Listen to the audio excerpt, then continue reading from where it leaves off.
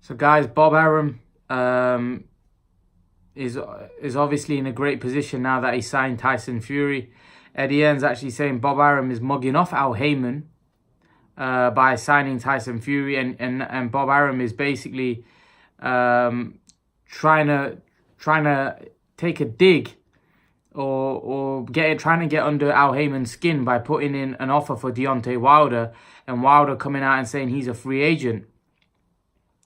And he goes, Al Haymon's all about power moves. If Al Haymon wants to have a power move right now, what he should do is try to get Wilder fight Joshua for the undisputed fight.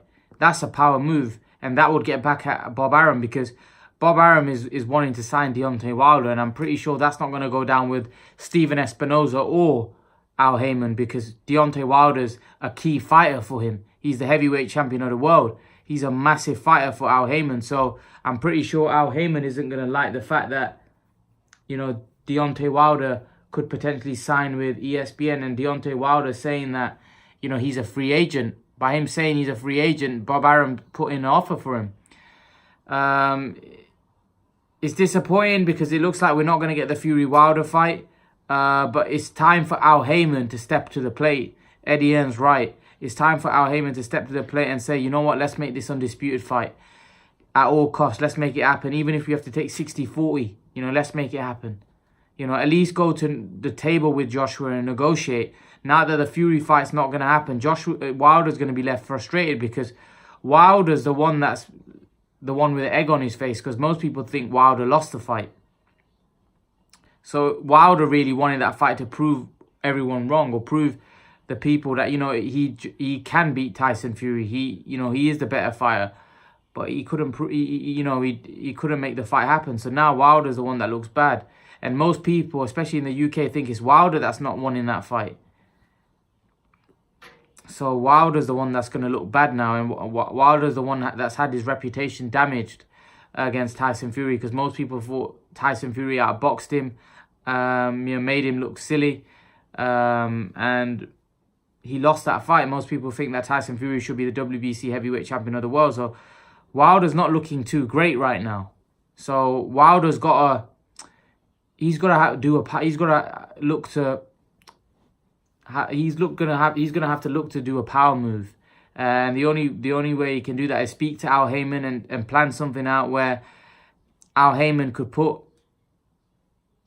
Wilder in a position where he could win the boxing fans back. The only way he can do that is signing for the undisputed fight, because Joshua's still open. Although he's with DAZN, Joshua will be open to sort out a deal. Even he'd be willing to fight on Showtime.